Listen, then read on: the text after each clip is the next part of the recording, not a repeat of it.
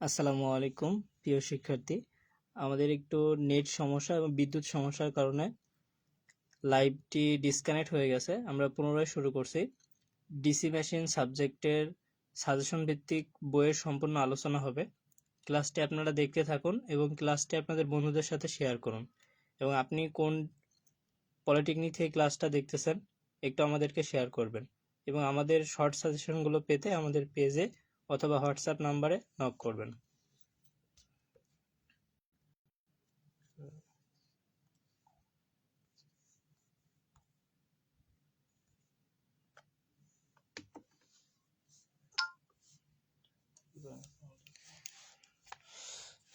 দুঃখিত শিক্ষার্থীবৃন্দ, আমাদের নেটওয়ার্কের প্রবলেমের জন্য একটু আমরা দুঃখিত। তো আপনারা আবার দেখতে শুরু করুন। সবাই আপনাদের লিভ চলতেছে, দেখুন। তারপরে আমাদের এখানে বলছে যে আমরা প্রথমে কিসে ছিলাম, সেপারেটরের কাজ কি, এই পর্যন্ত ছিলাম না? এই প্রশ্নটা সেপারেটরের কাজ কি।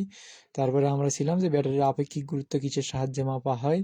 তারপরে আমরা একটা প্রশ্ন নিব কি, লেড এসিড সেলে একটা নেগেটিভ প্লেট বেশি থাকে, এটা কেন থাকে? ঠিক আছে, লেড এসিড সেলে একটা নেগেটিভ প্লেট বেশি থাকে, এটা কেন থাকে?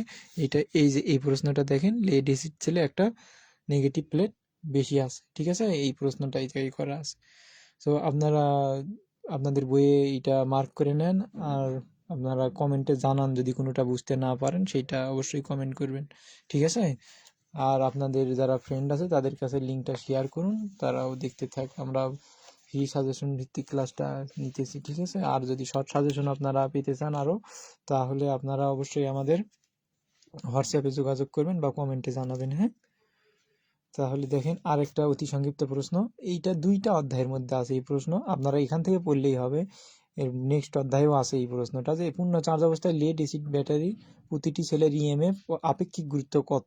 এইটা 2টা অধ্যায়ের ভিতরে আছে এই প্রশ্নটা, আপনারা এখান থেকেই পড়ে নেবেন। ঠিক আছে,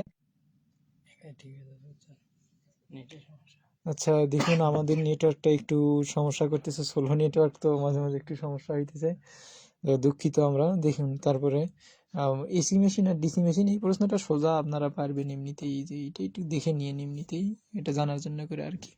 আর এখানে দেখুন, আমরা প্রথমেই বলছি অধ্যায়ের নাম কি, সেল বা ব্যাটারি। ঠিক আছে, তাও তাহলে তো আমাদেরকে জানতেই হবে সেল মানে কি, তাই না? বা সেল কি জিনিস, এই যে সেল বা কোষ কি, এই প্রশ্নটা আপনারা নেবেন। এইটাও একটা অতি সংক্ষিপ্ত প্রশ্ন, যদিও লেখা আছে সংক্ষিপ্ত প্রশ্ন উত্তর, কিন্তু এটা অতি সংক্ষিপ্ত হিসেবেই আসবে পরীক্ষায়।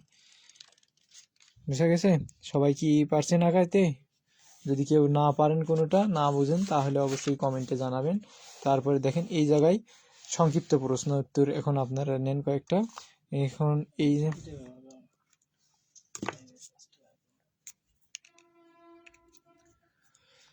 আমাদের দেখেন এই জায়গায় বলছে কি, এই যে লেড এসিড সেলের চার্জিং আর ডিসচার্জিং এর একটা সমীকরণ আছে, বুঝতে পারছেন? চার্জিং আর ডিসচার্জিং এর একটা সমীকরণ আছে। এটা একটা মোস্ট ইম্পর্টেন্ট প্রশ্ন, এটা আমি যখন ডিপ্লোমায় ছিলাম আমার সময় আসছিল এটা। ঠিক আছে, এটা একটা ইম্পর্টেন্ট প্রশ্ন। এই যে লেড এসিড সেলের চার্জিং ও ডিসচার্জিং এর একক বিপরীতমুখী সমীকরণটি লিখুন। এই প্রশ্নটা 2টা আছে এই অধ্যায়ে, 2টা আছে এই প্রশ্নটা। দেখবেন আরেকটা প্রশ্ন আছে, সো আপনারা যে কোনো একটা করে নেবেন, সেইটাই হবে। ঠিক আছে, তারপরে এই যে প্রাইমারি সেল আর সেকেন্ডারি সেলের পার্থক্যটা, এটা দেখবেন। ঠিক আছে, এই যে প্রাইমারি সেল আর সেকেন্ডারি সেলের পার্থক্য, এটা দেখবেন। ঠিক আছে, তারপরে এই জায়গা আপনারা ড্রাই সেল পড়ছেন নাকি?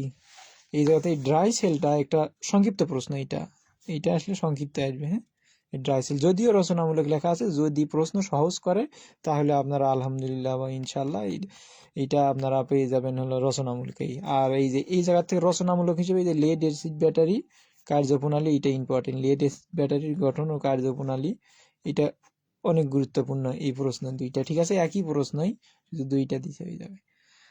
বুঝতে পারছেন? এই অধ্যায় থেকে আমাদের সামারি এইটুকুই। তাহলে আপনারা কমেন্টে জানান যদি না বুঝতে পারেন। আশা করি হয়তো বা বুঝতে পারছেন প্রথম অধ্যায়। নেক্সট অধ্যায়, আমাদের অধ্যায়ের নাম হলো ব্যাটারিজ। নেক্সট অধ্যায় এই রবিউল ইসলাম রবি কনস্ট্রাকশন প্রসেস সাজেশন দেন। ইনশাল্লাহ এটা পরে একটা ক্লাস নিয়ে দিয়ে দেওয়া হবে, সমস্যা নেই। আমরা এখন এই ডিসি মেশিন ক্লাসে পরিচালনা করতেছি। এখন যারা ইলেকট্রিক্যাল ডিপার্টমেন্টের তাদেরকে জয়েন করতে বলেন, আমরা কনস্ট্রাকশন প্রসেস পরে ক্লাস আপনাদেরকে শিডিউল জানিয়ে দেওয়া হবে ইনশাল্লাহ। তারপরে দেখেন ব্যাটারি চার্জিং, ঠিক আছে, ব্যাটারি চার্জিং দ্বিতীয় অধ্যায়, এটা ব্যাটারি চার্জিং। ব্যাটারিটা চার্জ করে কিভাবে, আমাদের ফোনের ব্যাটারি কি হয়, যদি চার্জ না থাকে মাথা নষ্ট হয়ে যায়, তাই না, সময় কাটে না। চার্জে দিলে আমরা কি করি, ঘর ঝাড়ু দেই সময় কাটানোর জন্য, পানির বোতল সাজাই সময় যায় না। সো আমাদেরকে চার্জিং ব্যবস্থাটা ঠিক রাখতে হয় সব সময়। আর দেখেন এই জায়গায় ব্যাটারি, এই যে আমি বললাম না যে এই প্রশ্নটা দুইটা এর ভিতরেই আছে, এই যে দেখেন পূর্ণ চার্জ অবস্থায় ইলেকট্রোলাইটের আপেক্ষিক গুরুত্ব, এই প্রথম অধ্যায়ে ছিল, এখানেও ছিল। কিন্তু এই যে নতুন একটা প্রশ্ন আছে যে ডিসচার্জ অবস্থায় আপেক্ষিক গুরুত্ব কত, ঠিক আছে, এই যে ডিসচার্জ অবস্থায় আপেক্ষিক গুরুত্ব কত, এগুলো জাস্ট এক কথায় উত্তরের মতন প্রশ্ন, এমনিতেই মনে রাখতে পারবেন, এটা একবার দেখলেই আপনাদের মনে থাকবে। হ্যাঁ, বোঝা গেছে। তারপরে এই যে চার্জের মৌলিক উপাদান, এই প্রশ্নটা পড়বেন, চার্জারের মৌলিক উপাদানগুলো পড়বেন। তারপরে দেখেন আমি যেইটা আপনাদেরকে সংক্ষিপ্ত প্রশ্ন দেখে দিব, এইটা যদি আপনারা পার্থক্যটা মুখস্থ করতে পারেন তাহলে অবশ্যই আপনারা রচনামূলক সংক্ষিপ্ত প্রশ্ন যেগুলো আছে সেগুলাও পেরে যাবেন। যদি আপনি রচনামূলক সংক্ষিপ্তটা আপনারা পড়তে পারেন ভালো করে, সংক্ষিপ্ত ইম্পর্টেন্ট প্রশ্ন আমার এগুলোর থেকে অতি সংক্ষিপ্ত হয়। এই যে দ্রুত চার্জিং আর ধীর চার্জিং, ঠিক আছে, দ্রুত চার্জিং আর ধীর চার্জিং পদ্ধতির মধ্যে কি পার্থক্যগুলো লেখো। এই দ্রুত চার্জিং আর ধীর চার্জিং এর মধ্যে পার্থক্য যেগুলো আছে এই জায়গা থেকে আবার হইতে পারে যে আপনার স্লো চার্জিং এ বা ধীর চার্জিং এ ব্যাটারি কানেকশন কি রকম হয়, তারপরে আপনার তারপরে হলো দ্রুত চার্জিং পদ্ধতি বা কুইক চার্জিং পদ্ধতি ব্যাটারি কানেকশন কেমন হয়, তারপরে চার্জিং এর সময় নতুন ব্যাটারি কিভাবে কানেকশন করতে হয়, তারপরে মানে দ্রুত চার্জিং নতুন ব্যাটারি কোন চার্জিং এ সুবিধাজনক, দ্রুত না স্লোতে, এই ধরনের প্রশ্ন হইতে পারে অতি সংক্ষিপ্ততে, ঠিক আছে। সো আপনারা যদি এইটাই ভালো করে পড়েন এই সংক্ষিপ্তটা, ইনশাআল্লাহ আশা করি ওগুলা পড়ে যাবেন। তারপর নেক্সট অধ্যায় ব্যাটারি টেস্টিং এবং দক্ষতা, এই অধ্যায় থেকে অতি সংক্ষিপ্ত এবং সংক্ষিপ্ত প্রশ্ন থাকে, রচনামূলক খুব একটা থাকে না, সংক্ষিপ্ত প্রশ্নই বেশি থাকে এই অধ্যায় থেকে। সংক্ষিপ্ত প্রশ্ন এই যে দেখেন প্রথমে আমরা কি দেখব, একটা অতি সংক্ষিপ্ত প্রশ্ন দেখবো, ঠিক আছে। এই যে ব্যাটারি রেটিং কিসে প্রকাশ করা হয়, এটাই তো এক কথায় উত্তরের মতন, ব্যাটারি রেটিং কিসে প্রকাশ করা হয়, বুঝা গেছে, এই ব্যাটারি রেটিং কিসে প্রকাশ করা হয়। তারপরে ব্যাটারি রেটিং কিসের উপর নির্ভরশীল, ব্যাটারি রেটিং কিসের উপর নির্ভরশীল। হ্যাঁ, যারা যুক্ত আছেন তারা কি সবাই বুঝতে পারতেছেন, না বুঝতে পারলে কমেন্ট করবেন অবশ্যই, বা কোনোটা মিস্টেক হয়ে গেলে কমেন্ট করবেন। তারপরে এই যে ব্যাটারি কর্মদক্ষতা, এটাও একটা ইম্পর্টেন্ট প্রশ্ন। তারপরে ব্যাটারি রেটিং কিসের উপর নির্ভরশীল, কি কি বিষয়ের উপর নির্ভর করে, তাই না, ব্যাটারি রেটিং, এই প্রশ্নটাও ইম্পর্টেন্ট অতি সংক্ষিপ্ত হিসাবে। তারপরে দেখেন ব্যাটারি কর্মদক্ষতা, এই জায়গায় যেটা আছে সংক্ষিপ্ততেও একটা দেওয়া আছে, ওই একই প্রশ্নই ব্যাটারি কর্মদক্ষতা, ঠিক আছে। আর সংক্ষিপ্তর ভিতর আছে কি, ব্যাটারির এম্পিয়ার আওয়ার রেটিং বলতে কি বোঝায়, এটা একটা অতি সংক্ষিপ্ত প্রশ্ন, এগুলা সংক্ষিপ্তের ভিতরে ঢুকে দেওয়া আছে, একটু লক্ষ্য করবেন, এগুলো হলো অতি সংক্ষিপ্ত প্রশ্ন।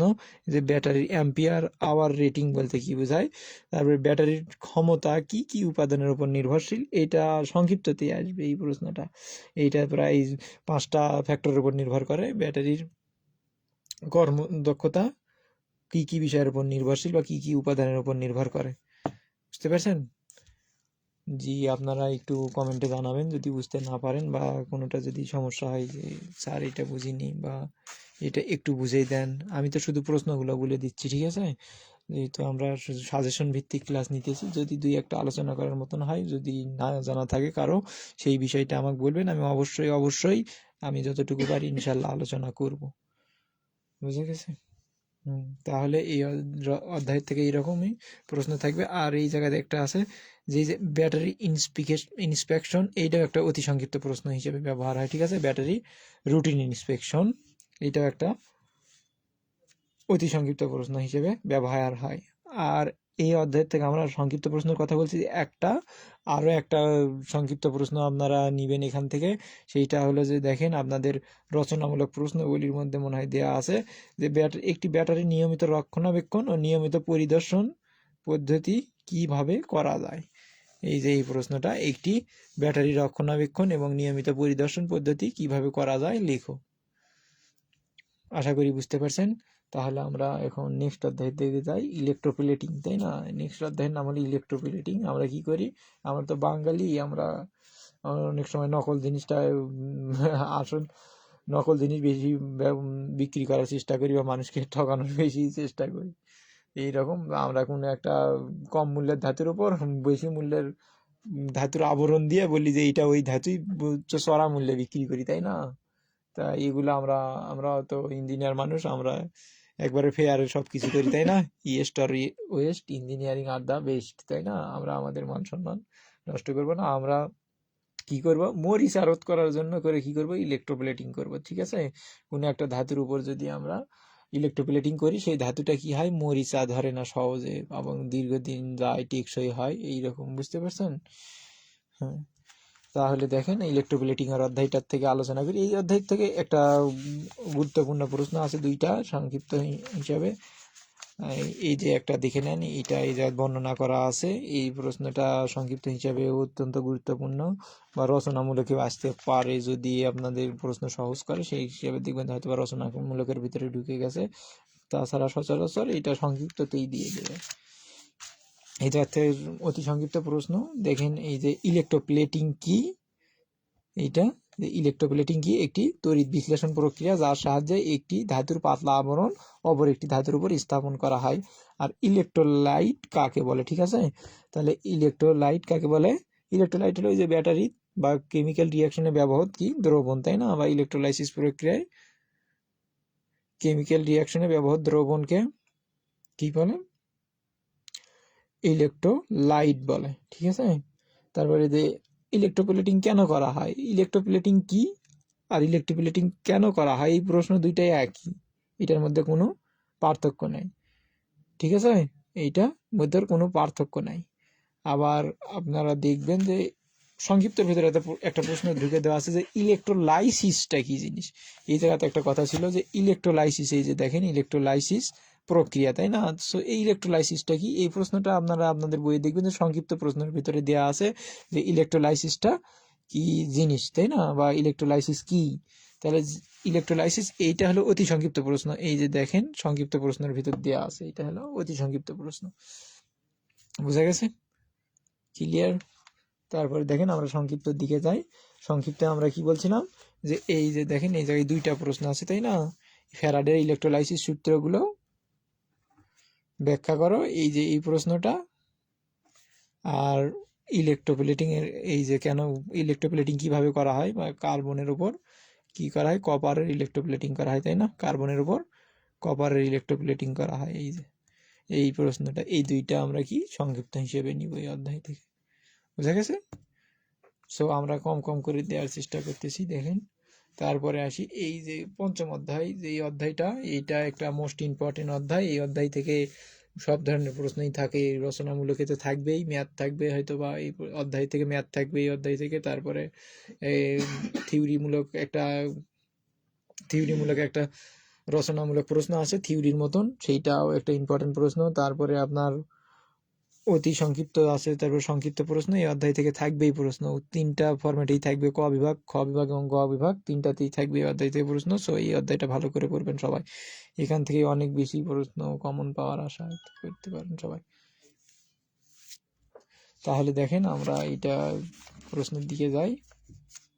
এইটার থেকে এই যে দেখেন এই অধ্যায়ে ম্যাথ আছে, অনেক ম্যাথ আছে, শান্ট জেনারেটর। এখন এটা হলো জেনারেটর এই অধ্যায়ের নাম, তাই না? DC generator. ডিসি জেনারেটর কাকে বলে? যে যন্ত্রের সাহায্যে যান্ত্রিক শক্তিকে বৈদ্যুতিক শক্তিতে রূপান্তর করা হয়, এবং যদি এর আউটপুটে ডিসি বৈদ্যুতিক শক্তি পাওয়া যায়, তাকে আমরা কি বলবো? ডিসি জেনারেটর বলবো, তাই না? এই ডিসি জেনারেটর আবার বিভিন্ন ধরনের হয়। DC generator DC generator DC generator তার বিভিন্ন ধরনের প্রকারভেদ আছে, তাই না? জেনারেটর তাই এক প্রকার না, এইটা বিভিন্ন ধরনের আছে। ডিসি জেনারেটর প্রথমত সেলফ এক্সাইটেড, আবার সেপারেটলি এক্সাইটেড, তাই না? এই সেলফ এক্সাইটেড জেনারেটর আবার তিন প্রকার। একটা হলো সিরিজ, শান্ট, কম্পাউন্ড। আবার এই কম্পাউন্ড জেনারেটর আবার দুই প্রকার, লং শান্ট, শর্ট শান্ট, ঠিক আছে? এই জেনারেটর এইটা হলো প্রকারভেদ, এটা একটা সংক্ষিপ্ত প্রশ্ন। তারপর জেনারেটর বিভিন্ন অংশ থাকে, তাই না? জেনারেটর দুইটা সার্কিট আছে, একটা ইলেকট্রিক্যাল সার্কিট আর একটা বলে ম্যাগনেটিক সার্কিট। এইটাও একটা সংক্ষিপ্ত প্রশ্ন আমি আলোচনা করতেছি যে ডিসি জেনারেটর কি কি অংশ আছে বা এই অংশগুলো কি কি অংশে বিভক্ত। এইগুলো হলো একটা ম্যাগনেটিক অংশ, একটা হলো ইলেকট্রিক্যাল অংশ। তো ম্যাগনেটিক অংশের ভিতরে আছে ইয়োক বা ফ্রেম, মানে বাইরের বডি যেটাকে বলে, এটাকে বলে ইয়োক বা ফ্রেম। তারপরে থাকে কি পোল কোর, পোল শু, তারপরে আর্মেচার কোর। এগুলা হলো যে কি আপনার ম্যাগনেটিক অংশ। আর আপনার ইলেকট্রিক্যাল অংশ কি? ইলেকট্রিক্যাল অংশ বলতেই যে যেগুলো বিদ্যুতায়িত হবে এগুলো হলো ইলেকট্রিক্যাল অংশ। এগুলো কি আর্মেচার ওয়াইন্ডিং, ফিল্ড ওয়াইন্ডিং, তারপরে আপনার কমিউটেটর, কার্বন ব্রাশ, এগুলা হলো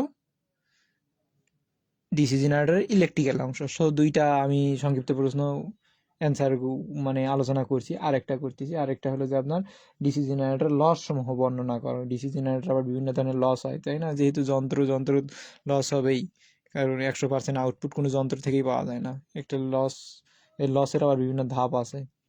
ডিসি জেনারেটর লস হয় কি ধরনের? ম্যাগনেটিক লস হয়, তারপরে মেকানিক্যাল লস হয়, কপার লস হয়, তারপরে আপনার কোর লস হয়, এগুলা বিভিন্ন ধরনের লস হয়, তাই না? এই ডিসি জেনারেটর লসের একটা প্রশ্ন আছে, তা সো আমরা এটা আপনাকে পরে দেখে দিতেছি। আমরা আগে অতি সংক্ষিপ্ত প্রশ্ন আঁকাই দিই, তাই না? এই যে ডিসি জেনারেটরের প্রধান লস কত প্রকার, এই জায়গাতে একটা প্রশ্ন আছে, এইটা মার্ক করে নেবেন, ঠিক আছে?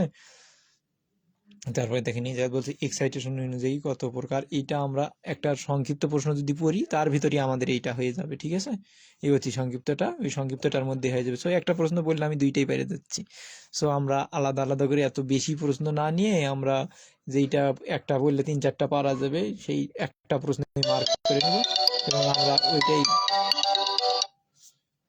কন্টিনিউ করবো। হ্যাঁ, ওইটাই পড়বো বারবার। এই যে কনস্ট্যান্ট লস একটা ধাপ আছে, তাই না? এই কনস্ট্যান্ট লস কাকে বলে এই জায়গায় দিছে, যে কাকে বলে এটা আপনারা অবশ্যই পড়বেন, ঠিক আছে? Constant loss. তারপরে আপনারা দেখেন এই যে জেনারেটরে কি কি অংশ নিয়ে ম্যাগনেটিক সার্কিট গঠিত, এইটা আমি কি বলছি সংক্ষিপ্ততে আছে, আপনারা ওইটা পড়বেন, তাহলে এটা দুইটা হবে। বা আপনি সংক্ষিপ্ত দুইটা প্রশ্ন আছে এরকম, তাহলে এইটা যদি অতি সংক্ষিপ্ত তাহলে বাইরে যাবেন। হ্যাঁ, তারপরে দেখেন এই যে জেনারেটরের কোর লিমিটেড থাকে কেন, এটা একটা ইম্পর্টেন্ট প্রশ্ন। তারপরে আপনার এই যে ব্রাশ কি কি পদার্থ দ্বারা তৈরি হয়, এটাও একটা ইম্পর্টেন্ট প্রশ্ন।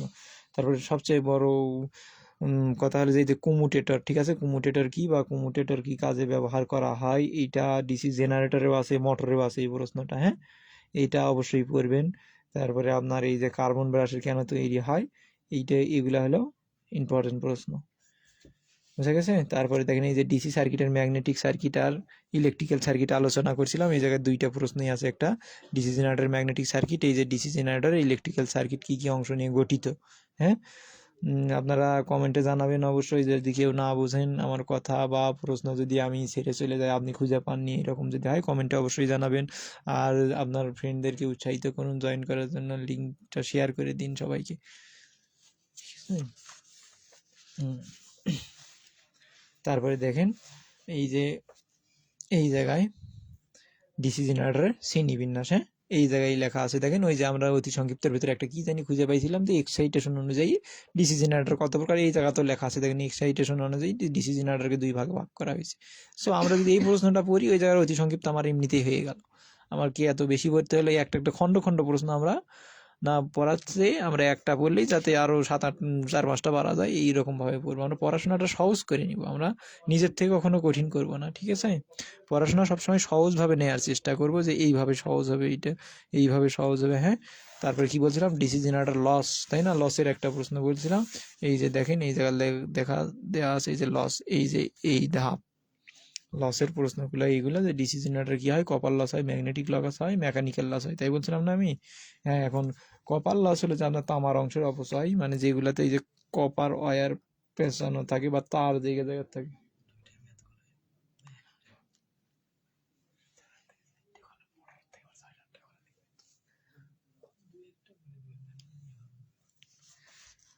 দেখেন এইটা, তাহলে আপনার এইটা লস পারে দেখছেন।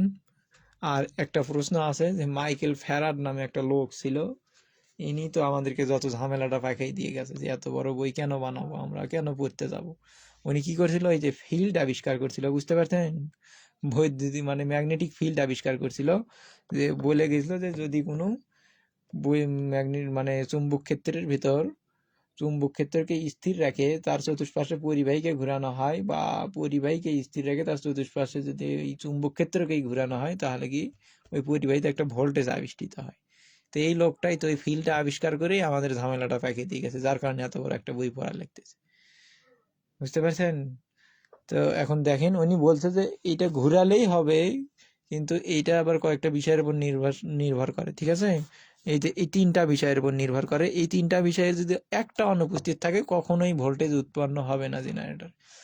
এই তিনটা বিষয়ে যদি যে কোনো একটা অনুপস্থিত থাকে তাহলে একটাও মানে ভোল্টেজ কখনোই উৎপন্ন হবে না, ঠিক আছে? আর একটা প্রশ্ন, এই যে দেখেন এই পাওয়ারের ধাপ, এই পাওয়ারের প্রশ্ন আপনি যদি পাওয়ারের ধাপটা যদি এই জায়গায় মুখস্থ করেন এইটা, তাহলে আপনি মোটরেরটাও পেরে যাবেন। ডিসি জেনারেটর আর মোটর, আমি প্রথমেই বলছি কি জেনারেটর আর মোটর একই কথা, কোনো আলাদা কিছু নেই এর ভিতরে। হ্যাঁ, এই যে আমরা কি করছি, ডিসি জেনারেটর পাওয়ার ধাপ যদি আমরা এইটা পড়ি, শুধু আমরা কি করবো, মোটরে যাই এই জিনিসটা উল্টে যাবে, যে ইলেকট্রিক্যাল পাওয়ারটা সামনে আসবে আর এই মেকানিক্যাল পাওয়ার পিছনে চলে যাবে, আর এইটা তো মাঝে মাঝেই আছে, এইটা এই পাশে চলে আসবে, এইটা এই পাশে চলে যাবে, এইটুকুই পরিবর্তন, ঠিক আছে মোটরের ক্ষেত্রে। সো আমরা এইভাবে সহজভাবে করার চেষ্টা করবো। হ্যাঁ, বুঝে গেছে? হ্যাঁ, আর দেখেন এইটা কি সংক্ষিপ্ত প্রশ্ন, এই পর্যন্তই আমাদের এই অধ্যায় থেকে আমরা নিব। এখন দেখেন রচনামূলকের দিকে কি থাকবে এই অধ্যায়তে, ম্যাথ থাকবে এই অধ্যায় থেকে, এটা আপনারা সবাই মনে রাখবেন। এই যে শান্ট জেনারেটর, তারপরে আপনার সিরিজ জেনারেটর, তারপরে লং শান্ট আর শর্ট শান্টের ম্যাথ আছে কিছু কিছু, এগুলা অবশ্যই করবেন, এগুলা তো আগেই করানো আছে। আর যদি আপনাদের স্পেশালি এগুলা করতে হয় আপনারা অবশ্যই আমাদেরকে কমেন্টে জানাবেন, আমরা আপনাদেরকে ক্লাস নিব আর একটা, ঠিক আছে? বুঝা গেছে? আমরা সাজেশন ভিত্তিক ক্লাস নিতেছি, সো আমরা যতটুকু পারতেছি ডিটেইলস আলোচনা করতেছি, আরো যদি সম্ভব হয় আরো আলোচনা করব আমরা, সমস্যা নেই। দেখেন তারপরে এই জায়গাতে একটা রচনামূলক প্রশ্ন আছে। এই রচনামূলক প্রশ্ন আমি বলছিলাম যে একটা থিওরি টাইপের একটা রচনামূলক আছে, এই যে এই প্রশ্নটা, হ্যাঁ এইটা একটা ভেরি ভেরি ইম্পর্টেন্ট প্রশ্ন, এইটা একটা। আর এই যে নিচে একটা দেখেন এই জায়গাতে আছে, এটা কি বলছে, যে ডিসি জেনারেটর ইএমএফ সমীকরণ প্রতিপাদন করো, আর এই যে সর্বোচ্চ দক্ষতা এইটা দেখো, ঠিক আছে? এইটা মোস্ট, এইটা বেশি ইম্পর্টেন্ট। আর এই যে এইটাও ইম্পর্টেন্ট, এইটা একটু বেশি দেখবেন। হ্যাঁ, এই প্রশ্নটা, আর ম্যাথগুলো অবশ্যই দেখবেন, এই অধ্যায়তে ম্যাথ দিবে একটা রচনাগুলো।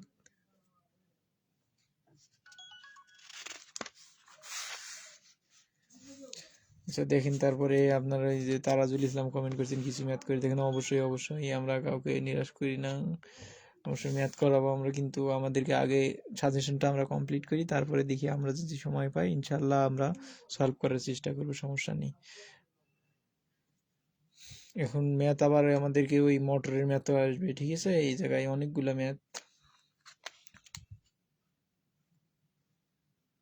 দেখেন। এরপরে নেক্সট অধ্যায় 6 অধ্যায় কি বলছে, ডিসি জেনারেটর ওয়াইন্ডিং এর নীতি, এইটার থেকে একটা সংক্ষিপ্ত প্রশ্ন আছে, এইটা একটা পার্থক্য আছে, ঠিক আছে? আর এই যে এই দুইটা ইম্পর্টেন্ট প্রশ্ন, এই যে থেকে অতি সংক্ষিপ্ত, পোল পিচ আর কয়েল পিচ, ঠিক আছে?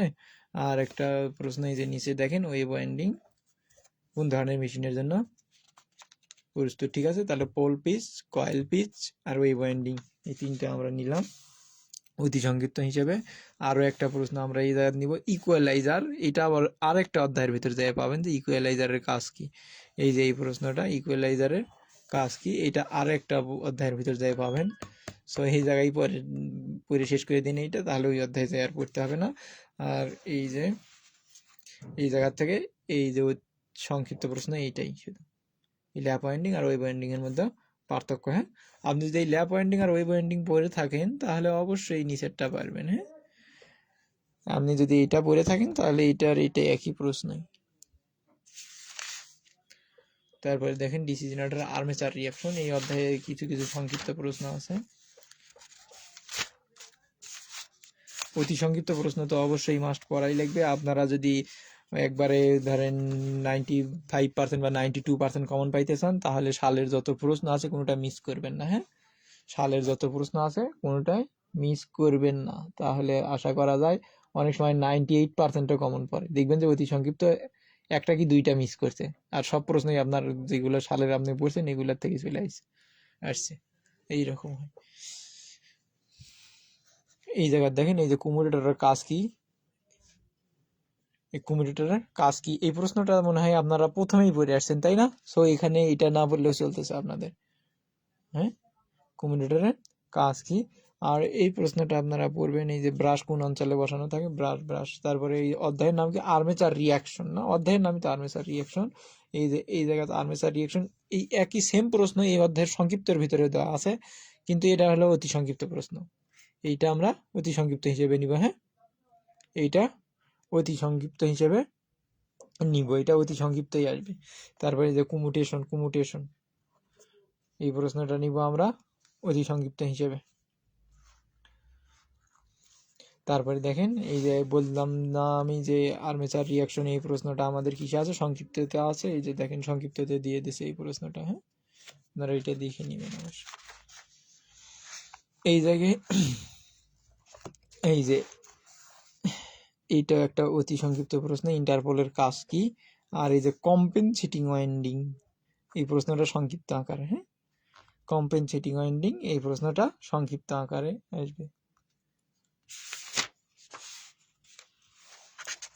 তারপরে অধ্যায় দেখেন রেসিডিয়াল ম্যাগনেটিজম না, রেসিডিয়াল ম্যাগনেটিজম নাকি এক্সাইটেশনের নীতি না, এক্সাইটেশনের নীতি। এক্সাইটেশন মানে কি, উত্তেজিতকরণ। আমাদেরকে বিভিন্নভাবে উত্তেজিত করে মানুষ না, এই জেনারেটরকে আবার উত্তেজিত করতে হয়, না হলে কাজ করে না, বিদ্যুৎ উৎপন্ন হয় না। ঠিক আছে, এইটাই হলো এক্সাইটেশনের নীতি বলে। এক্সাইটেড মানে কি, উত্তেজিতকরণ। আমরা তো সবাই এখন ইংলিশ বেশি পারি না, সবাই ফেসবুক ইউটিউবার এক একজন, সব কিছু ফোন সবার হাতেই আছে এখন, এখন সবাই ইংলিশের সঙ্গে পরিচিত। আমরা কিছু কিছু ইংলিশ খুব ভালোই জানি। ঠিক আছে, তাহলে দেখেন এই অধ্যায়ে এক্সাইটেশন না, এক্সাইটেশন কেন প্রয়োজন হয়, এই প্রশ্ন তো মাস্ট করতেই হবে, কারণ এই অধ্যায়ের নামই এক্সাইটেশন। তাহলে এই এক্সাইটেশন বলতে কি বোঝায়, এই হলো সংক্ষিপ্ত অতি সংক্ষিপ্ত একই প্রশ্নই, বুঝতে পারছেন? সংক্ষিপ্ত অতি সংক্ষিপ্ত একই প্রশ্নই। তারপরে এবার দেখেন এই যে রেসিডিয়াল ম্যাগনেটিজম, এই প্রশ্নটা একটা ইম্পর্টেন্ট প্রশ্ন। রেসিডিয়াল ম্যাগনেটিজম কি, রেসিডিয়াল ম্যাগনেটিজম কি, এটা আবার আপনি এইভাবে প্রশ্ন হতে পারে যে রেসিডিয়াল ম্যাগনেটিজম ডিসি জেনারেটর কেন ব্যবহার হয়। এটা কিছুই না, জাস্ট একটা সাধারণ প্রশ্ন যে ডিসি জেনারেটরের ভোল্টেজ উৎপাদন করতে কি হয়, অবশিষ্ট চুম্বকের চুম্বকত্বের দরকার হয়। রেসিডিয়াল ম্যাগনেটিজম মানে হলো অবশিষ্ট চুম্বকত্ব। ঠিক আছে, তাহলে রেসিডিয়াল ম্যাগনেটিজম কি, কি কাজে ব্যবহার হয়, জেনারেটরের ভোল্টেজ উৎপাদন করতে কি রেসিডিয়াল ম্যাগনেটিজম বা অবশিষ্ট চুম্বক ক্ষেত্র লাগে। এই যে দেখেন এক্সাইটেশন কেন প্রয়োজন পড়ে আমি বলি নেই, যে এটা অতি সংক্ষিপ্ত সংক্ষিপ্ত একই প্রশ্ন। কিন্তু আর একটা প্রশ্ন আছে যে এই জায়গায় এক্সাইটেশনের শর্তগুলো, এক্সাইটেশনের শর্ত কি কি শর্ত মানে এক্সাইটেশন করতে হবে আমাকে। এই যে দেখেন এক্সাইটেশন শর্ত, এটা একটা সংক্ষিপ্ত প্রশ্ন, এই অধ্যায়তে একটা সংক্ষিপ্ত প্রশ্নই আপনারা নেবেন, এই এই এক্সাইটেশনের শর্ত সমূহ। হ্যাঁ, এক্সাইটেশনের শর্ত সমূহ। তারপরের অধ্যায়ের নাম কি, ডিসি জেনারেটরের বৈশিষ্ট্য না, ডিসি জেনারেটরের বৈশিষ্ট্য, বৈশিষ্ট্য রেখা, মূলত ডিসি জেনারেটরের বৈশিষ্ট্য রেখা। এটা দেখেন একটা, এখন এই জাতীয় একটা প্রশ্ন আছে, আন্ডার কম্পাউন্ড বা জেনারেটর কাকে বলে, আন্ডার কম্পাউন্ড জেনারেটর কাকে বলে, আন্ডার কম্পাউন্ড জেনারেটর কি, এই প্রশ্নটা অতি সংক্ষিপ্ত হিসেবে নিয়ে নেন। হ্যাঁ, কি আন্ডার কম্পাউন্ড জেনারেটর কি, আন্ডার কম্পাউন্ড জেনারেটর কি, সবাই এটা কি নেবেন সবাই। কেউ যদি কোনো প্রশ্ন মিস্টেক করেন যে আমি বলছি আপনি এখনো খুঁজে পাননি, অবশ্যই কমেন্টে জানাবেন। হ্যাঁ, আমি আপনার আবার বলে দেওয়ার চেষ্টা করব। হ্যাঁ, তারপরে দেখেন এই যে এটা একটা ইম্পর্টেন্ট প্রশ্ন আপনাদের, এই যে কি কি কারণে শান্ট জেনারেটর ভোল্টেজ উৎপাদনে ব্যর্থ হয়। এই যে এই প্রশ্নটা, কি কি কারণে শান্ট জেনারেটর ভোল্টেজ উৎপাদনে ব্যর্থ হয়, বুঝা গেছে? কি কি কারণে শান্ট জেনারেটর ভোল্টেজ উৎপাদনে ব্যর্থ হয়, এটা একটা ইম্পর্টেন্ট সংক্ষিপ্ত প্রশ্ন। হ্যাঁ, তারপরে এই জায়গাতে আরো দুইটা অতি সংক্ষিপ্ত আছে। হ্যাঁ, আমি তো মাত্র একটা অতি সংক্ষিপ্তের কথা বলছি তাই না, আরো দুই তিনটা অতি সংক্ষিপ্ত নিতে হবে এই জায়গায়, যেগুলো সংক্ষিপ্ত আকারে দেওয়া আছে। হ্যাঁ, এই যে দেখেন এই জায়গায় বলছে ক্রিটিক্যাল স্পিড বলতে কি বোঝায়, এইটা একটা অতি সংক্ষিপ্ত প্রশ্ন। তারপরে বলছে ডিসি জেনারেটরের ক্রিটিক্যাল স্পিড কি, ক্রিটিক্যাল ফিল্ড রেজিস্ট্যান্স কি, আর ক্রিটিক্যাল স্পিড কি। হ্যাঁ, ক্রিটিক্যাল ফিল্ড রেজিস্ট্যান্স কি আর ক্রিটিক্যাল ফিল্ড রেজিস্ট্যান্স কি, এইটা এই দুইটা কি অতি সংক্ষিপ্ত হিসেবে নিবেন। আরও একটা প্রশ্ন আছে যে ডিসি শান্ট জেনারেটর লোড বাড়ার সাথে সাথে টার্মিনাল ভোল্টেজ কমে কেন। একবারে এই যে লাস্টে দেখেন একটি কি কারণে ডিসি শান্ট জেনারেটর লোড বাড়ার সাথে সাথে টার্মিনাল ভোল্টেজ কমতে থাকে। ঠিক আছে, এই প্রশ্নটা ডিসি জেনারেটরে লোড বাড় শান্ট জেনারেটর কি লোড বাড়ার সাথে সাথে কি টার্মিনাল ভোল্টেজ কমতে থাকে, এই একটা প্রশ্ন।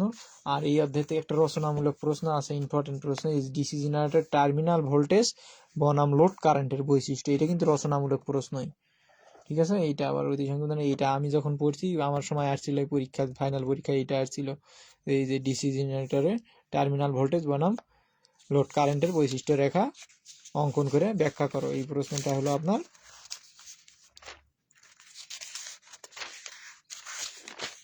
এই যে এই প্রশ্নটা ঠিক আছে, ব্যাখ্যা করতে বলছে, এই যে এই চিত্রটা আঁকে আপনাকে ব্যাখ্যা করতে হবে, বুঝে গেছে?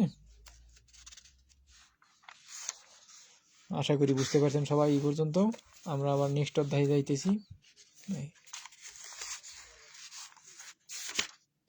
ডিসি জেনারেটর ভোল্টেজ রেগুলেশন এবং দক্ষতা। ভোল্টেজ রেগুলেশন সূত্র সবাই পারেন, সব বইতেই থাকে রেগুলেশন, যে কোনো না কোনো রেগুলেশন থাকেই সব বইয়ে, তাই না? তারপর দক্ষতাও থাকেই, আমরা যেহেতু মেশিনের রেগুলেশন আর দক্ষতা অবশ্যই থাকবে। আর দক্ষতা বলতেই আমরা কি বুঝি, output energy divided by input energy, এটাকে বলে দক্ষতা। দেখেন দক্ষতার সংজ্ঞা শেষ, যে output energy divided by input energy, এটাকে আবার কি শতকরা হারকে প্রকাশ করা হয়, এই জন্য কি বলে দক্ষতা। দক্ষতাকে বলে input energy output energy divided by input energy, একে আবার কি শতকরা হারে প্রকাশ করা হয়। আর ভোল্টেজ রেগুলেশন কি, ভোল্টেজ রেগুলেশন বলতে কি ডিসি একটা জেনারেটরের নো লোড হতে ফুল লোড ভোল্টেজ পর্যন্ত ভোল্টেজের পার্থক্যের সাথে ফুল লোড ভোল্টেজের অনুপাতকে কি ভোল্টেজ রেগুলেশন বলে, একে আবার কি করা হয় শতকরা হারে প্রকাশ করা হয়। তাহলে ডিসি জেনারেটরের নো লোড হতে ফুল লোড পর্যন্ত ভোল্টেজের পার্থক্যের সঙ্গে ফুল লোড ভোল্টেজের অনুপাতকে শতকরা হারে প্রকাশ করা হয়, একে কি বলে ভোল্টেজ রেগুলেশন বলে। তো আমরা দেখি আবার জেনারেটর ভোল্টেজ রেগুলেশন কি রকম হওয়া উচিত, এইরকম একটা প্রশ্ন হয় অতি সংক্ষিপ্তে। হ্যাঁ, ভোল্টেজ রেগুলেশন কেমন হওয়া উচিত, এই অধ্যায়ের থেকে আপনারা অঙ্ক করবেন, দক্ষতার অঙ্ক দেওয়া আছে, এই যে দেখেন শান্ট জেনারেটর, তারপরে লং শান্ট জেনারেটর, এর আগের অধ্যায়ের যে অঙ্কগুলো আমি বলছি সেম একই অঙ্ক, লাস্টে শুধু এই দক্ষতাটা বের করা লিখবে। হ্যাঁ, এইটুকুই তফাৎ, এই আর কি। তারপরে এই যে লসের কথাগুলো আলোচনা করছি, ওই লসগুলো আপনারা আগেই তো পড়ে নেবেন। তারপরে আমি ওই পাওয়ার স্টেজও বলে দিছি ওই জায়গা, এই অধ্যায়ে সেম একই, এছাড়া তেমন কিছু পরিবর্তন নেই। ভোল্টেজ রেগুলেশনের মান কেমন হয় একটা কথা বলছিলাম আমি, তাই না? বা কেমন হওয়া উচিত, ভোল্টেজ রেগুলেশনের মান কম হওয়া ভালো। ভোল্টেজ রেগুলেশন যত কম হবে তত কি হবে, এই ফুল লোড ভোল্টেজের ভোল্টেজ ড্রপ তত কম হবে। সুতরাং কি নো লোড ভোল্টেজ আর ফুল লোড ভোল্টেজের পার্থক্য কম হবে, কারণ আমরা আউটপুটে তখন কি ওই উৎপন্ন ভোল্টেজ যাতে কিছু কম পাবো, যত কম হবে ভোল্টেজ রেগুলেশন তত উন্নত হবে, আর আমরা কি আউটপুটে বেশি ভোল্টেজ পাবো। ঠিক আছে, এই যে জেনারেটর ভোল্টেজ রেগুলেশন কম হওয়া ভালো কেন, ঠিক আছে, বা এই যে বেশি না কম হওয়া ভালো, এই জায়গায় একই প্রশ্নই দুইটা।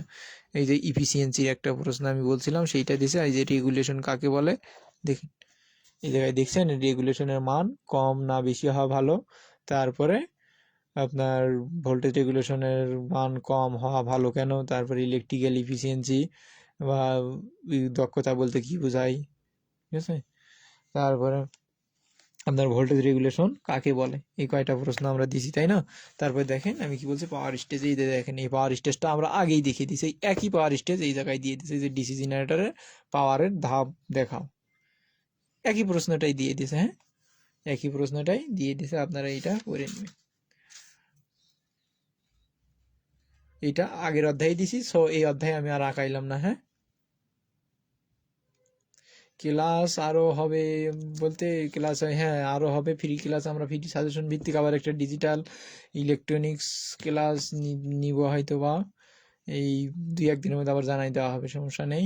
এই তারাজুল ইসলাম অবশ্যই বুঝতে পারছেন, আমাদের আবার একটা ফ্রি সাজেশন ক্লাস কি ডিজিটাল ইলেকট্রনিক্সের আর একটা ক্লাস আমরা নিব ফ্রি সাজেশন। হ্যাঁ, এবং আমরা আপনারা যদি চান আমরা 5ম সেমিস্টারের কোর্স সম্বন্ধে আপনাদের ডিটেইলস জানাই দিব। হ্যাঁ, আপনারা আমাদের সাথেই থাকুন এবং আপনাদের ফ্রেন্ডদেরকে লিঙ্ক শেয়ার করে দিয়ে তাদেরকে ক্লাস করার সুযোগ দিয়ে দেন, হ্যাঁ, সুযোগ সৃষ্টি করে দেন। এই অধ্যায়ের নাম হলো ডিসি জেনারেটর প্যারালাল অপারেশন। হ্যাঁ, ডিসি জেনারেটর প্যারালাল অপারেশন কেন করা হয়? প্যারালাল অপারেশন করা হয় কেন? যে একটা বড় জেনারেটর যদি থাকে, একবার যদি একটা বড় জেনারেটর নষ্ট হয়ে যায়, সম্পূর্ণ সাপ্লাই বন্ধ, ঠিক মেরামত না করা পর্যন্ত সম্পূর্ণ সাপ্লাই বন্ধ থাকবে। সেই জায়গায় যে আমি ছোট ছোট জেনারেটর ব্যবহার করি, সেই জায়গায় কি হবে, একটা বন্ধ হয়ে গেছে, আরেকটা দিয়ে আমি কাজ চালিয়ে নিতেছি কিছুক্ষণের জন্য, ওইটা মেরামত হইতেছে, ঠিক আছে। এইরকম ওই জন্য করে প্যারালাল করা হয়, ঠিক আছে। প্যারালালের কিছু কিছু শর্ত আছে, শুধু শুধু প্যারালাল করা যায় না। আমরা এই যে সার্কিট আঁকায় যে আমরা এই যে এরকম আছে যে বই, আমরা এর আগে সার্কিট আঁকানো শিখছি কিরকম করে, এই যে এইরকম এইরকম দিয়ে দিলাম, প্যারালাল হয়ে গেল। R2 এটি দিলাম R1, এরকম প্যারালাল হয়ে গেল।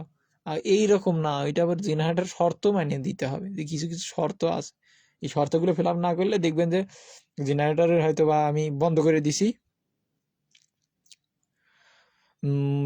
বন্ধ করে দিছি আমি জেনারেটর, হয়তো বা আমি বন্ধ করবো প্যারালাল অপারেশনের থেকে, দেখবেন যে ভোল্টেজ আমি কি করছি, যে এরকম চলতেছে, চলতে চলতে আমি জেনারেটরটা কি বন্ধ করে দিছি হঠাৎই, তখন দেখবেন দুইটা জেনারেটর শ্যাফট ভাঙ্গে চুরমার হয়ে গেছে। প্যারালাল অপারেশন থেকে সহজে বন্ধ করা যায় না। আগে কি করা লাগে, যেটা আমি বন্ধ করব এইটার ফিল্ড কারেন্ট বা এইটার ফিল্ড দুর্বল করে এইটার ভোল্টেজকে 5 বার ভোল্টেজের নিচে নামে নিয়ে আসতে হবে, তারপরে এইটা আস্তে আস্তে বন্ধ করতে হবে, ঠিক আছে। আর যদি আমি চলন্ত অবস্থায় ওই রেটেড ভোল্টেজ থাকা অবস্থায় বন্ধ করে দিই, তাহলে কিন্তু বিপর্যয় পরিস্থিতি সৃষ্টি হবে, মানে বিপজ্জনক পরিস্থিতির সৃষ্টি হবে এই জায়গায়। আবার আপনার যদি চলন্ত অবস্থায় একটা জেনারেটর যদি আপনার 5 বার ভোল্টেজের থেকে জেনারেটরের উৎপন্ন ভোল্টেজ কমে যায়, তখন দেখবেন যে এটা আবার ওই 5 বারতে কারেন্ট নিতেছে, মানে এই মোটর হিসেবে ঘুরতেছে, তখন অন্য জেনারেটর একবার পাওয়ার দিতেছে। আমার মন খারাপ।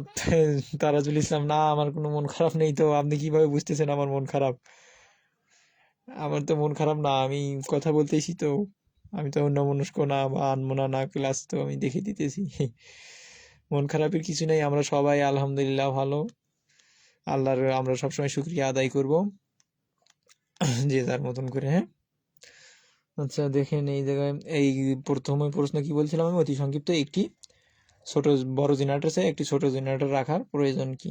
তারপরে এই যে আমি বলছিলাম যে আমরা যেগুলো প্রশ্ন দেখবো যে একটা আরেকটার ভিতর আছে, এই ইকুয়ালাইজারের প্রশ্নটা আমরা চতুর্থ অধ্যায়ে দেখছিলাম না, সরি ষষ্ঠ অধ্যায়ে দেখছিলাম যে ইকুয়ালাইজার কাকে বলে। হ্যাঁ, গল্প গল্প গল্প বলবো, আপনারা পরীক্ষা শেষ করেন ইনশাল্লাহ, নেক্সট ক্লাসে গল্প বলবো, কারণ এখন গল্প বললে তো আবার সময় নষ্ট হয়ে যাবে, তাই না। আপনারা তো, আমরা তো অনেক ফাঁকিবাজ না, আমি নিজে অনেক ফাঁকিবাজ হয়তো বা, সেই জন্য করে আবার ফাঁকি দিতেছি আপনাদের।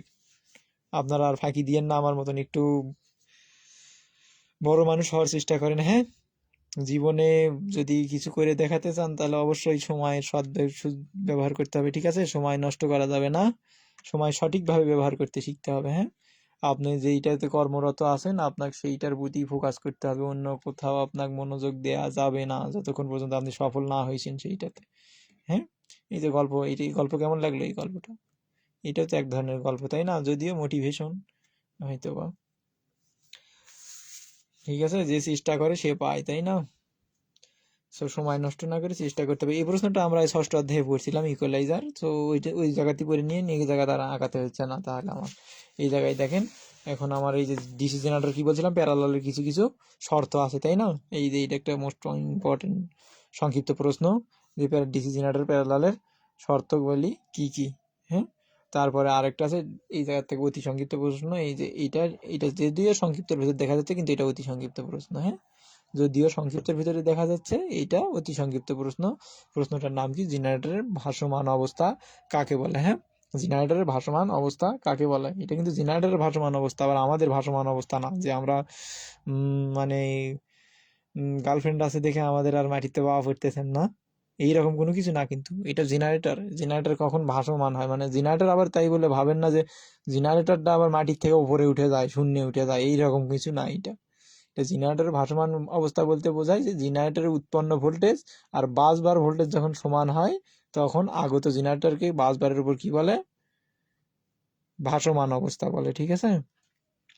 তারপরে এই যে আমি বললাম না কি, জেনারেটর কখন মোটর হিসেবে চলে? যখন জেনারেটরের উৎপন্ন ভোল্টেজ বাস বার ভোল্টেজের থেকে কমে যায়, তখন কি হয়, জেনারেটরটা মোটর হিসেবে চলে। দেখেন এই একই প্রশ্ন, এই যে এইটা আমি কথার মধ্যে আমি বলে দিছিলাম এই প্রশ্ন। আর এই যে ডিসি জেনারেটর প্যারালাল অপারেশনের শর্ত, এইটাও একটা দেওয়া আছে, এইটাও একটা দেওয়া আছে, ঠিক আছে।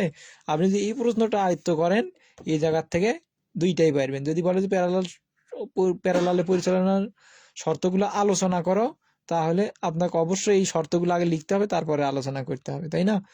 এইটার মধ্যে একটার মধ্যে দুইটা প্রশ্ন হয়ে যাবে। অর্থাৎ দুইটা প্রশ্ন আপনাকে দুইবার মার্ক করার প্রয়োজন নেই। যত মার্ক করবেন প্রশ্ন বেশি দেখলে আরো ভয় পেয়ে যাবেন, তাই না।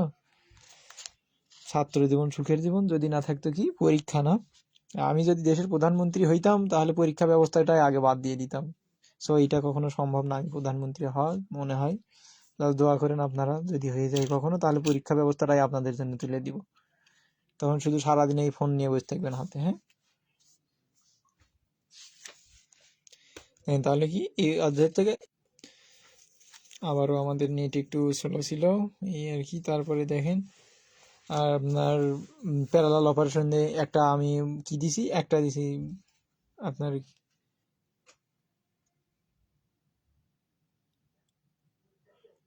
একটা সংক্ষিপ্ত প্রশ্ন দিছি আমরা, তাই না। আমরা আর একটা সংক্ষিপ্ত প্রশ্ন এই জায়গায় দিব যে প্যারালাল অপারেশন করলে কি কি সুবিধা পাওয়া যায়।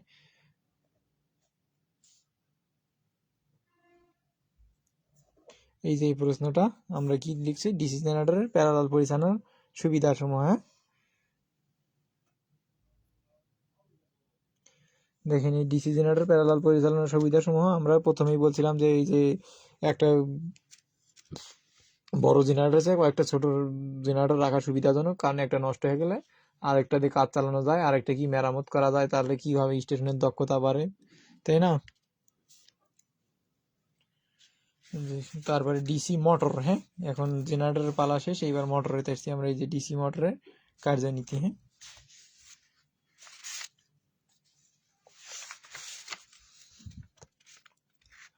ডিসি মোটর এই অধ্যায়টা আপনারা দেখেন। এই যে ডিসি মোটরের এই যে শ্যাফট, এইটা একটা অতি সংক্ষিপ্ত প্রশ্ন যে শ্যাফট কাকে বলে। হ্যাঁ, শ্যাফট কাকে বলে এই অতি সংক্ষিপ্ত প্রশ্ন। তারপরে ব্রেক হর্স পাওয়ার্স, এগুলো ইম্পর্টেন্ট অতি সংক্ষিপ্ত প্রশ্ন। তারপরে এই যে অধ্যায় থেকে আবার একটা প্রশ্ন আছে যে ডিসি জেনারেটর ব্যাক ইএমএফ। হ্যাঁ, ডিসি জেনারেটরের ব্যাক ইএমএফ আর মোটরের মূল নীতি বা কার্যনীতি, এগুলো আপনারা এমনিতেই পারবেন। জেনারেটরটা যদি পারেন মোটর এমনিতেই পারবেন। আমরা প্রশ্ন কম কম নেওয়ার চেষ্টা করবো। হ্যাঁ, তাহলে ব্যাক ইএমএফ এটা কিন্তু একটা ইম্পর্টেন্ট প্রশ্ন। ব্যাক ইএমএফ এটা ইম্পর্টেন্ট, এটা অতি সংক্ষিপ্ত সংক্ষিপ্ত দুইটার ভিতরেই থাকতে পারে, মানে ও সংক্ষিপ্ততে দিতে পারে, অতি সংক্ষিপ্ততে দিতে পারে। হ্যাঁ, তারপরে এই জায়গা তো সংক্ষিপ্ত প্রশ্ন হিসেবে যে এই প্রশ্নটা ইম্পর্টেন্ট প্রশ্ন, এটা রচনামূলকেতেও আসে অনেক সময়।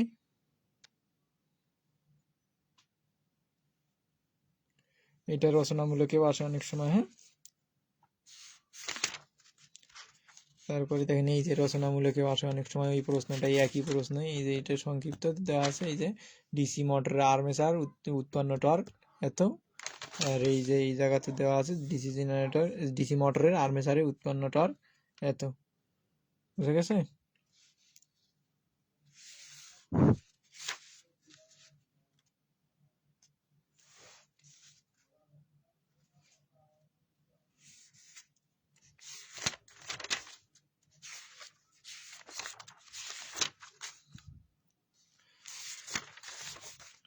লস এবং দক্ষতা মোটরের। হ্যাঁ, এই অধ্যায়ের ম্যাথগুলো ইম্পর্টেন্ট ম্যাথ করার চেষ্টা করবেন। এই অধ্যায় থেকে ম্যাথ দিবে, বুঝা গেছে, এই অধ্যায় থেকে ম্যাথ দিবে। হ্যাঁ, এই যে দেখেন ডিসি জেনারেটর লস যে কয় ধরনের, এই মোটরের লসও একই ধরনের। এই জায়গা হয়তো বা আয়রন লস দিকে আপনাদেরকে একটু ঘটকা লিখতে পারে। আয়রন লস মানে কিন্তু ম্যাগনেটিক লস, বুঝতে পারছেন।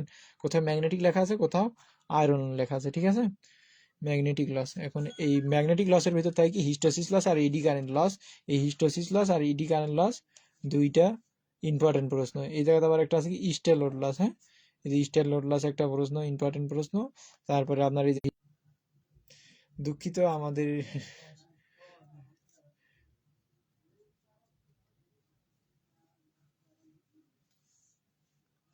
দেখেন এই যে এডি কারেন্ট লসের ভিতর থাকে কি কি হিস্টোসিস লস, সরি এই আয়রন লস বা ম্যাগনেটিক লসের ভিতর বা কোর লসের ভিতর থাকে কি হিস্টেসিস লস এবং এডি কারেন্ট লস। এই যে এখানে হিস্টেসিস লস আছে, তারপরে এই যে ইডি কারেন্ট লস কিভাবে কমানো যায় বা এডি কারেন্ট লস কি এখানে দেওয়া আছে। হ্যাঁ, এই দুইটা প্রশ্ন পড়বেন অবশ্যই। এই যে এডি কারেন্ট লস কি এইটা পড়বেন, অবশ্যই ইম্পর্টেন্ট প্রশ্ন।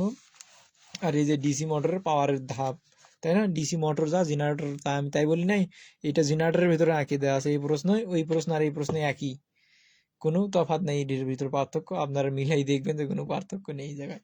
সে এক জায়গার একটা প্রশ্ন বললে এই জায়গা তো করতে পারবেন আপনি।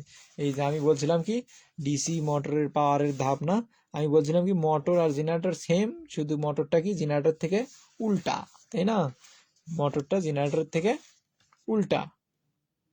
এই যে দেখেন এই জায়গায় মোটর কি ইলেকট্রিক্যাল পাওয়ার ইনপুট দেওয়া হয় আর মেকানিক্যাল পাওয়ার আউটপুট পাওয়া যায়, বুঝতে পারছেন। সো আমরা যদি একটা মুখস্থ করি, জেনারেটরটা মুখস্থ করি, ওইটা এইদিকে আসে শেষ করছি, এই পাশে যা লিখছি মোটরের ক্ষেত্রে আসে এই পাশ থেকে লেখা শুরু করবে, তাই শুধু উল্টাই দিব, এইটুকুই।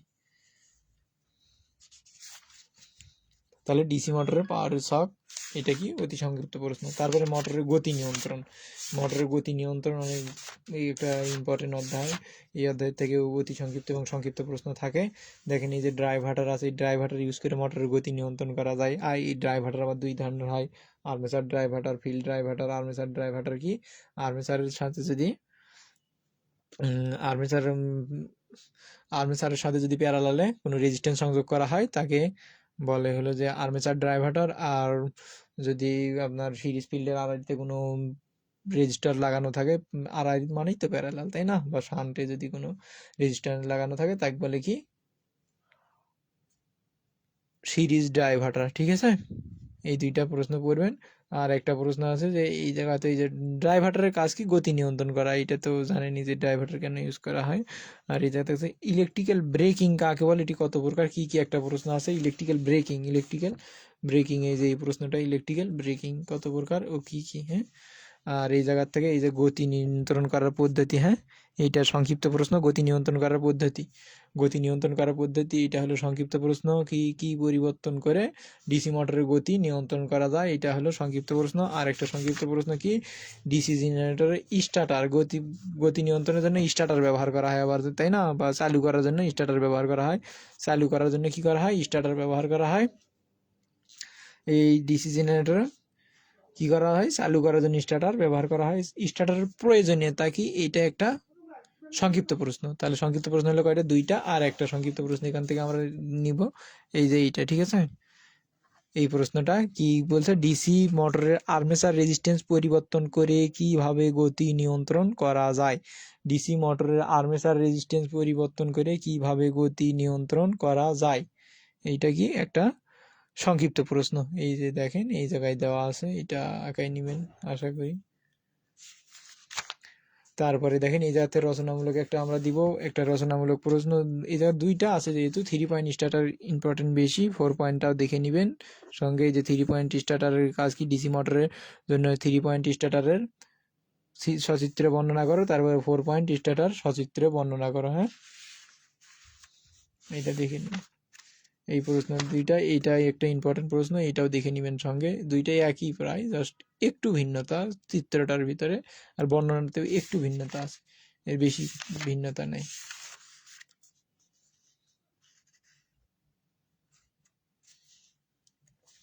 তারপরে দেখেন ইলেকট্রিক্যাল ট্রাকশন, না এই অধ্যায় থেকে তেমন ইম্পর্টেন্ট নাই, সংক্ষিপ্ত অতি সংক্ষিপ্ত দুই একটা দেয়।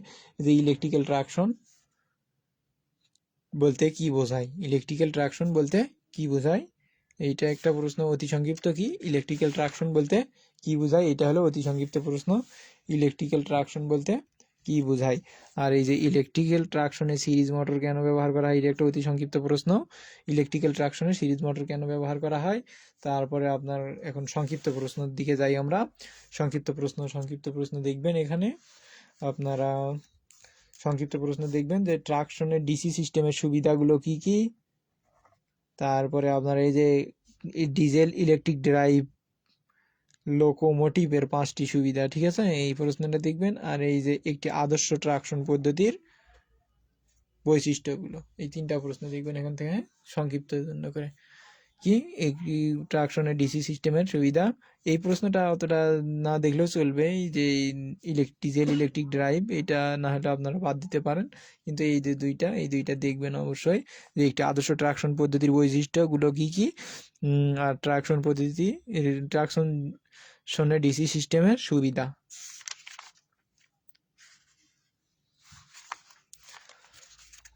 আর এই যে লাস্টের যে অধ্যায়টা আছে আমাদের ট্রাকশন সিস্টেমের সুবিধা, এইটাতে তেমন কোনো প্রশ্ন নাই, তবে এইটাতে একটা অতি সংক্ষিপ্ত প্রশ্ন আছে। এইটা এই যে ইলেকট্রিক্যাল ব্রেকিং, এটা কিন্তু প্রথমে একাই দিয়েছি আমি, তাই না, বা এখানেও নিতে পারেন আপনারা ইলেকট্রিক্যাল ব্রেকিং, ঠিক আছে। ইলেকট্রিক্যাল ব্রেকিং কত প্রকার ও কি কি, তারপর ট্রাকশন মোটরের গতি নিয়ন্ত্রণের পদ্ধতি, আর হলো যে আপনার এই জায়গা এই যে প্লাগিং নামে একটা প্রশ্ন আছে, প্লাগিং কি পদ্ধতি, প্লাগিং পদ্ধতি কি বা প্লাগিং কি, প্লাগিং পদ্ধতি কি। আর এই জায়গা এই যে এই সংক্ষিপ্ত প্রশ্নটা আপনারা দেখতে পারেন, কি কি পদ্ধতিতে ডিসি ট্রাকশন মোটরের গতি নিয়ন্ত্রণ করা যায়, এটা আগের অধ্যায়েও যা আলোচনা করা আছে এই অধ্যায়তে। তো আশা করি সবাই মনে হয় আঁকাই নিতে পারছেন, কেউ যদি না পারেন তাহলে কমেন্টে আপনারা জানান, ঠিক আছে। এখন আমরা সমস্ত অধ্যায়গুলো দেখে দিয়েছি, আর কারো যদি কোনো সমস্যা থাকে আপনারা কমেন্টে অবশ্যই জানাবেন। আমরা নেক্সট দিনে অবশ্যই আবার আমরা একটা ফ্রি সাজেশন ভিত্তিক ক্লাস নিব ডিজিটাল ইলেকট্রনিক্স এর উপরে। না, আগে বইটার নাম ছিল digital electronics and micro processor, এখন আবার এটা আলাদা করে দিয়ে ডিজিটাল ইলেকট্রনিক্স বানাইছে, মাইক্রো প্রসেসর আলাদা করে দিয়েছে এইটার থেকে, বুঝতে পেরেছেন। সো আপনারা সবাই পড়াশোনা করেন ঠিক মতন, আশা করি ভালো কিছু হবে আপনাদের, এই আশাবাদ ব্যক্ত রেখে আজকের মতন আমি আমার ক্লাস এখানেই শেষ করতেছি। সবাই ভালো থাকবেন, সুস্থ থাকবেন, দেখা হবে ইনশাল্লাহ আবার নেক্সট দিনে। গুড নাইট সবাইকে।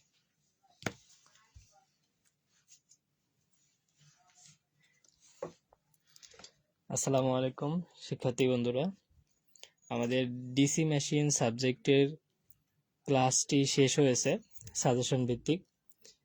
এখান থেকে আপনারা সর্বোপরি যতটুকু শিখছেন আলহামদুলিল্লাহ, স্যার যেগুলো আমাদেরকে উপদেশ দিয়েছেন এবং যেগুলো মার্ক করে দিয়েছেন ওইগুলো আপনি খুব ভালোভাবে পড়েন, তাহলে এই সাবজেক্ট আপনার জন্য যথেষ্ট হয়ে যাবে। আর আপনারা যদি কোনো প্রশ্ন অথবা ম্যাথমেটিক্স টার্ম না বুঝতে পারেন তাহলে কমেন্ট বক্সে, যখনই আপনি ভিডিওটা দেখেন কমেন্ট বক্সে কমেন্ট করে রাখবেন, তাহলে স্যার আপনাদের ওই প্রশ্ন বা ম্যাথটা বুঝিয়ে দিবে। আর যদি আপনারা স্পেশালভাবে আমাদের অন্যান্য বিষয়গুলো বা এই সকল সাবজেক্টগুলোর শর্ট সাজেশন পেতে চান তাহলে আমাদের এডুকেয়ার পেজ অথবা আমাদের যে হোয়াটসঅ্যাপ নাম্বারটা দেওয়া আছে এখানে নক করে সাজেশনগুলো সংগ্রহ করতে পারবেন। আরেকটা বিষয়, আপনারা যারা এই ক্লাসগুলো পেজ থেকে মিস করতেছেন তারা কিন্তু আমাদের যে এডুকেয়ার ইউটিউব চ্যানেলটি রয়েছে এখানে প্লে লিস্ট আকারে এই ক্লাসগুলো আমরা রেখে দিচ্ছি আপনাদের সুবিধার্থে, এবং আমরা চাই আপনারা ভালো রেজাল্ট করেন এবং আপনাদেরকে সর্বোচ্চ সহযোগিতা করেন। নেক্সট ক্লাস আছে ডিজিটাল ইলেকট্রনিক্স, তারপর আপনার চতুর্থ পর্বে যে কোনো সাবজেক্টের ক্লাস পেতে আমাদের কমেন্ট বক্সে কমেন্ট করুন, অথবা আমাদের হোয়াটসঅ্যাপ অথবা আমাদের ফেসবুক গ্রুপে অথবা আমাদের ফেসবুক পেজে নক করলে আমরা সেই বিষয়ে ব্যবস্থা নিব ইনশাল্লাহ। আর আপনাদের অসংখ্য ধন্যবাদ আমাদেরকে সময় দেওয়ার জন্য, আমাদের সাথে থাকার জন্য। আর যারা ক্লাসটা শেয়ার করছেন আলহামদুলিল্লাহ, আর আপনাদের বন্ধুদের সাথে ক্লাসগুলো শেয়ার করেন এবং আমাদের সাজেশন সম্পর্কে তাদের বলেন এবং আমাদের পেজের সাথে আপনারা যুক্ত থাকেন। আশা করি আপনারা আল্লাহর রহমতে অনেক উপকৃত হবেন। আর আপনাদের জন্য স্পেশালভাবে একটা টপিক আসতেছে ডিপ্লোমা সেক্টরের জন্য। আমরা স্পেশালভাবে একটা কুইজের আয়োজন করব, বিজয়ীদের পুরস্কৃত করা হবে এবং এখান থেকে আপনারা ভালো কিছু শিখবেন এবং আপনাদের নেক্সট যে এখন তো চলমান সেমিস্টার রয়েছে কত, দ্বিতীয়, চতুর্থ, ষষ্ঠ, অষ্টম, পরবর্তীতে আমাদের টার্গেট আছে ফার্স্ট সেমিস্টার, থার্ড সেমিস্টার এবং ফিফথ সেমিস্টার এবং সেভেন্থ সেমিস্টার। বিশেষ করে আমাদের টার্গেট হচ্ছে ফার্স্ট, থার্ড আর ফিফথ, এগুলো হচ্ছে সকল টেকনোলজি থাকবে, আর সেভেন্থ সেমিস্টারের জন্য শুধু সিভিল টেকনোলজি থাকবে। এখানে সবগুলো কোর্স আপনি স্বল্প মূল্যে পেয়ে যাবেন এবং প্রথম থেকেই একটা সুন্দর প্রস্তুতি নিতে পারবেন, গোছানো প্রস্তুতি। ইলেকট্রিক্যাল ইলেকট্রিক্যাল সকল টেকনোলজির জন্য ইলেকট্রিক্যাল সকল সেমিস্টার ক্লাসগুলো পেয়ে যাবেন। আপনারা যারা ক্লাসগুলো করতে ইচ্ছুক আমাদের কমেন্ট বক্সে কমেন্ট করুন অথবা আমাদের হোয়াটসঅ্যাপে নক করে রাখুন এবং আপনাদের যে কমিউনিটি গ্রুপগুলোতে রয়েছে সেগুলোতে নিজ নিজ গ্রুপে যুক্ত হয়ে থাকুন, তাহলে আমরা আপনাদেরকে সহজেই সাপোর্ট দিতে পারবো।